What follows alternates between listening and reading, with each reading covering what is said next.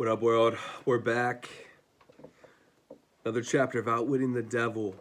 We just went through Seeds of Fear, the last chapter. And the devil was leading up to the formula by which we break through the seeds of fear. We break through hypnotic rhythm. And the beginning of it is called Definiteness of Purpose. And that is what this chapter is called. Definiteness of Purpose. A word you don't really think of very much. You don't really see it very much. What is definiteness in this confusing ass world these days, right? So this is big.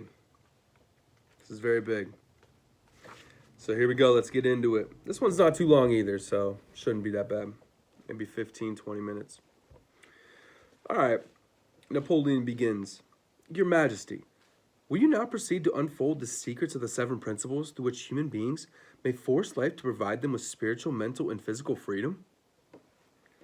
Don't be sparing in your description of these principles. I want a complete illustration of how the principles may be used by anyone who chooses to use them. Tell us all you know about the principle of definiteness of purpose. Number 1, definiteness of purpose.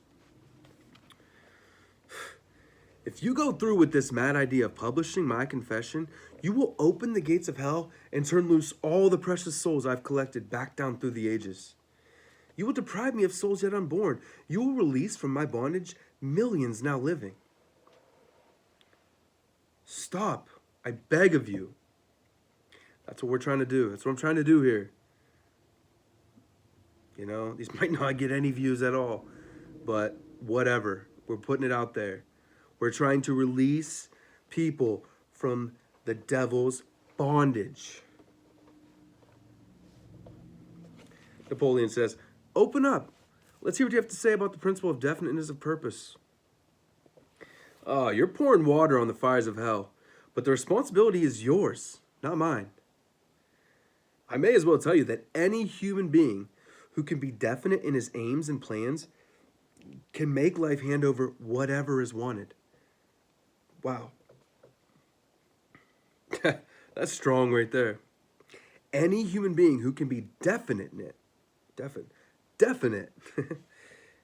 in their aims and plans can make life hand over whatever is wanted. Wow. That's a broad claim, Napoleon says. Do you wish to tone it down a bit? Tone it down? No, I wish to tone it up.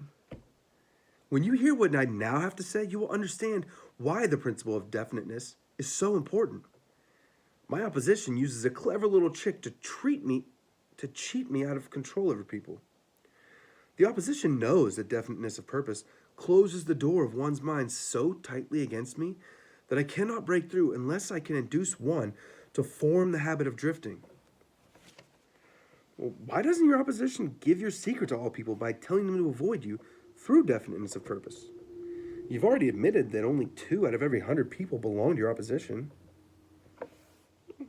Because I am more clever than my opposition. I draw people away from definiteness with my promises. You see, I control more people than my opposition because I'm a better salesman and a better showman. I attract people by feeding them liberally of the thought habits in which they like to indulge. Is definiteness of purpose something with which one must be born, or can it be acquired? Everyone, as I've told you before, is born with the privilege of being definite. But 98 out of every 100 people lose this privilege by sleeping on it. The privilege of definiteness can be maintained only by adopting it as a policy by which one is guided in all the affairs of life. Oh, I see. One takes advantage of the principle of definiteness just as one may build a strong physical body through constant systematic use. Is that it? Yes, you've stated the truth clearly and accurately. So it is something we can build. Yes, we're all born with this privilege, but we lose it throughout time. Getting indoctrinated through school, religion, all the indefiniteness. We lose ourselves. But we can take it back. Just like building a strong physical body, just like going to the gym. You know, you might not think of the gym as something great, but you know what I'm saying. You can work on it. We can all work on it. It takes nothing to work on it. Little effort. So now I think we're getting somewhere. We have at long last found the starting point from which all who become self-determining in life must take off. We have discovered, from your outstanding confession that your greatest asset is a man's lack of caution, which enables you to lead them into the jungle of indefiniteness through simple bribes. We have learned, beyond the question of doubt, that anyone who adopts definiteness of purpose as a policy and uses it in all of their daily experiences cannot be induced to form the habit of drifting. Without the aid of the drifting habit, you are powerless to attract people through promises. Is this correct? I couldn't have stated the truth more clearly myself. Damn it, Napoleon. Okay, go ahead now and describe how people neglect their privilege of being free and self-determining through indefiniteness and drifting.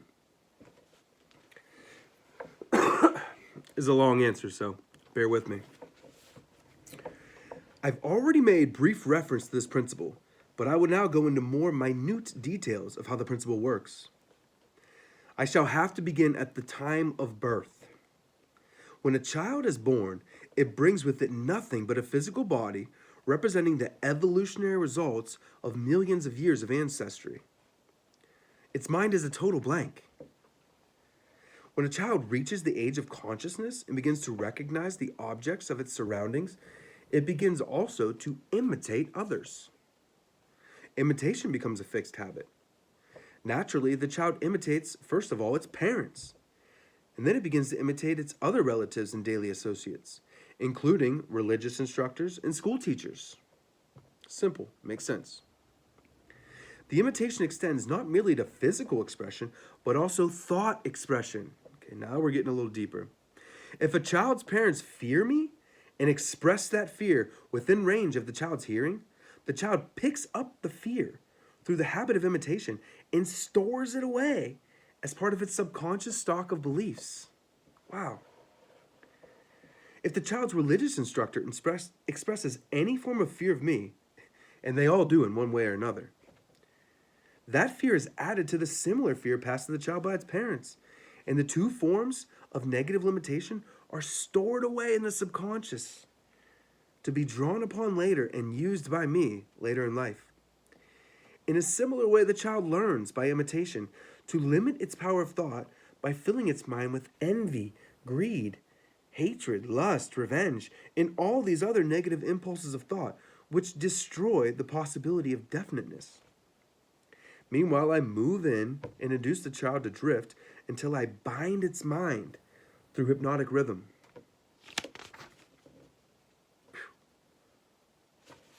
That makes perfect sense, right? We all know it. Kids imitate what they see. Their parents, things they hear, relatives, things on TV, their teachers, religious instructors. It makes perfect sense. So be careful, all you parents out there. I get it. We can't really control what other people are saying to our kids. But the strongest environment we can create is within the house, within the home. From parent to child. Be kind, be loving. And don't fill your child with fear. Build them up with confidence, with understanding, with knowledge. You can't make them believe or think anything. The best thing you can do is just be a positive, good influence to them. A loving, kind, positive, understanding influence to them. All right, onward. Am I to understand from your remarks that you have to gain control of people while they're very young or lose your opportunity at them altogether? Well, I prefer to claim them before they come into possession of their own minds. Because once any person learns the power of their own thoughts, they become positive and difficult to subdue. I underline that one too. That's big. These are the big, simple chunks from this book I want us all to take out of this. Once any person learns the power of their own thoughts, they become positive and difficult to subdue. Even for the devil.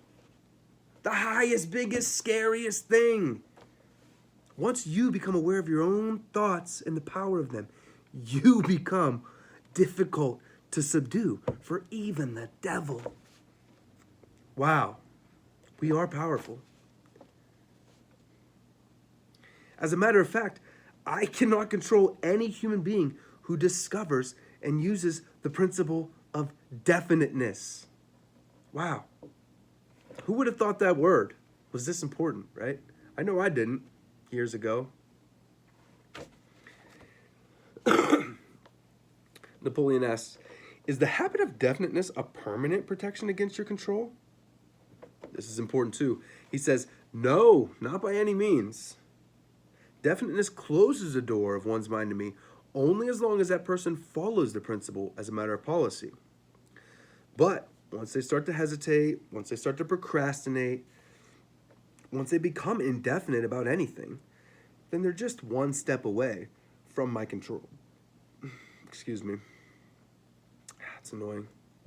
Just one step away. After you stop being definite, you're just one step away. So, that's probably what we're all wondering, huh? What has definiteness to do with one's material circumstances? I want to know if one may acquire power through definiteness of purpose without inviting destruction through the law of compensation. It's a good question. Your question actually limits my illustrations because there's so few people in the world who understand, and there have been so few in the past who understood how to use definiteness of purpose without attracting to themselves the negative application of the law of compensation.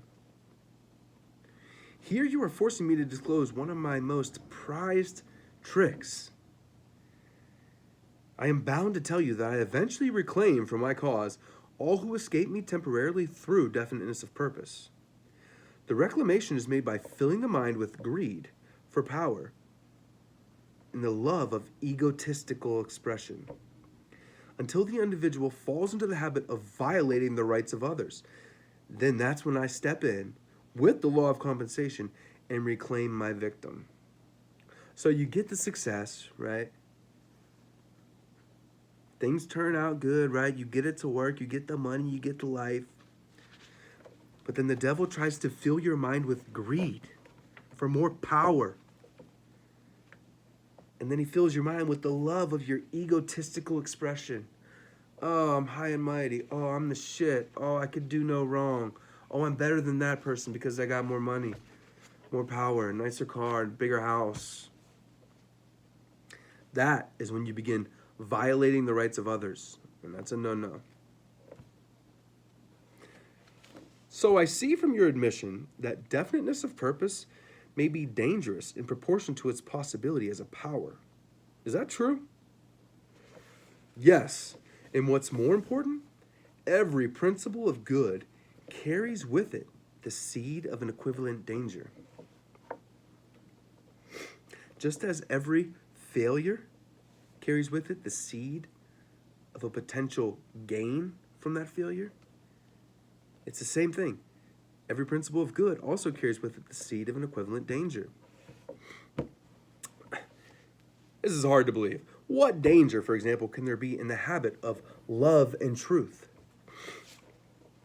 Well, the danger lies in the word habit. Habit. All habits, except only that of the love of definiteness of purpose, may lead to the habit of drifting. Love for truth, unless it assumes the proportion of definite pursuit of truth, may become similar to all other good intentions. And you know, of course, what I do with good intentions. Tricky bastard. Is love for one's relatives also dangerous? Sure, we're wondering this. What about my friends? What about my relatives? You know. And this is where it gets a little, little, dicey, a little, it's just kind of weird to think, right? We think we're being selfish. We think we're being whatever. But the devil says, the love for anything or anyone, save only the love of definiteness of purpose, may become dangerous. Love is a state of mind which beclouds reason, it saps your willpower, and it blinds one to the facts and truth. Everyone who becomes self-determining and gains spiritual freedom to think their own thoughts must examine carefully every emotion that seems even remotely related to love. That's how powerful it is. You may be surprised to know that love is one of my most effective baits. With it, I lead into the habit of drifting those whom I could attract with nothing else. Wow. Love. This bastard uses love to get us. That's why I placed it at the head of my list of bribes. Show me what any person loves most, and I will have my cue as to how that person can be induced to drift until I bind them with hypnotic rhythm. Love and fear combined give me the most effective weapons with which I induce people to drift. One is as helpful to me as the other. Both have the effect of causing people to neglect to develop definiteness in the use of their own minds. Give me control over a person's fears and tell me what they love most. And you may as well mark that person down as my slave. God, sick. Both love and fear are emotional forces of such stupendous potency that either may completely set aside the power of will and the power of reason. Without will and without reason, there's nothing left to support definiteness of purpose. Wow. That hits me even now, too, reading this again, I've noticed it myself. Whenever I am in relationships, I do get softer. I do get weaker to some degree. That love softens me. And I make choices, I make decisions that aren't the best for me. They're not definite. Damn, that's tough.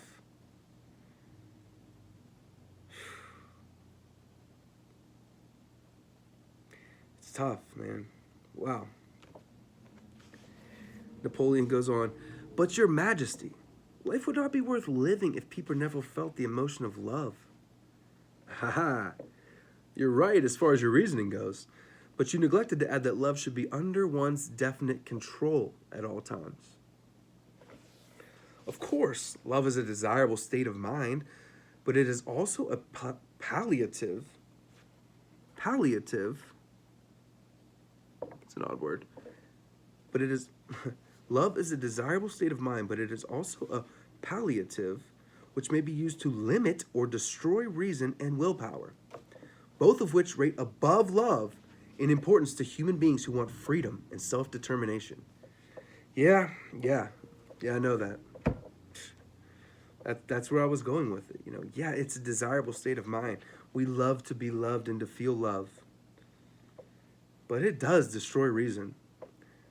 We can all agree. You've been with a boy, you've been with a girl. You agree to do shit that's not good. Yeah, we shouldn't watch this bullshit movie. This stupid show. Yeah, we shouldn't go out. That's stupid. We're just going to get drunk or whatever, in trouble or something, tired tomorrow.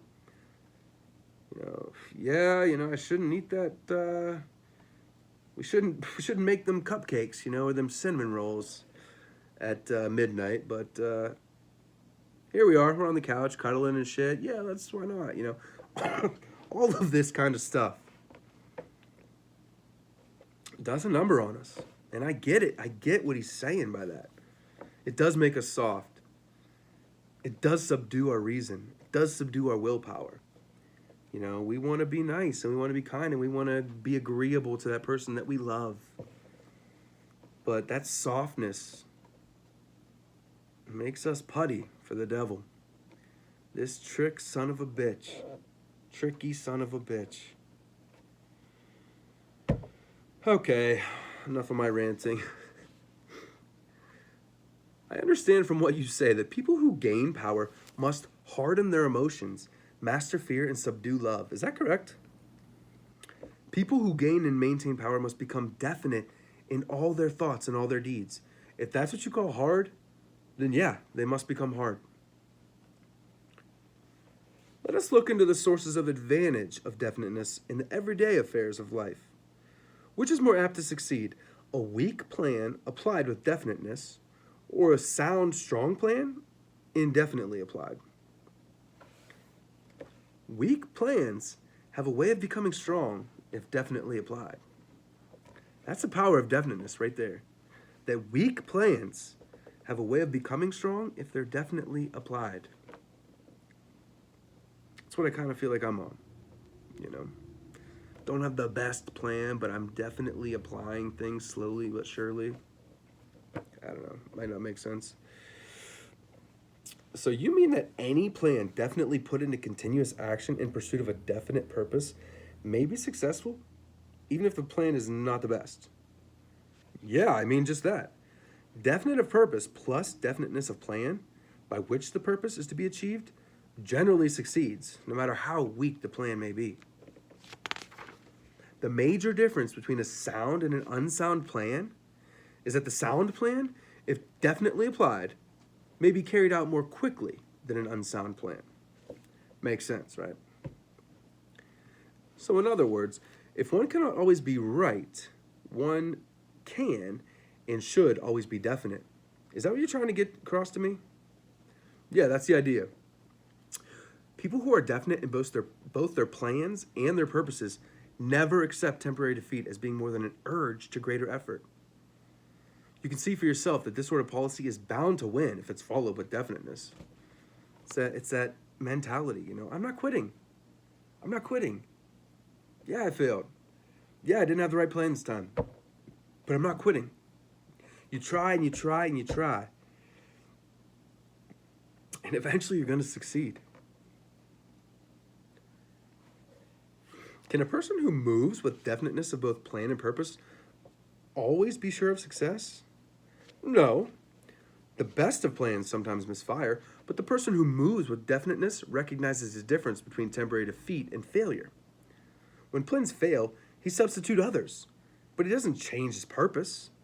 He perseveres, and eventually he finds a plan that succeeds. Will a plan based upon immoral or unjust ends succeed as quickly as one motivated by a keen sense of justice and morality? Through the operation of the law of compensation, everyone reaps which that they sow.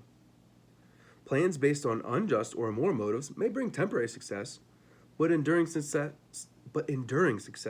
must take into consideration the fourth dimension of time. Time is the enemy of immorality and injustice. It is the friend of justice and morality. Failure to recognize this fact has been responsible for the crime wave among the youths of the world. The youthful, inexperienced mind is apt to mistake temporary success for permanency. The youth often makes mistake of coveting the temporary gains of immoral, unjust plans, but neglects to look ahead and observe the penalties which follow as definitely as night follows day.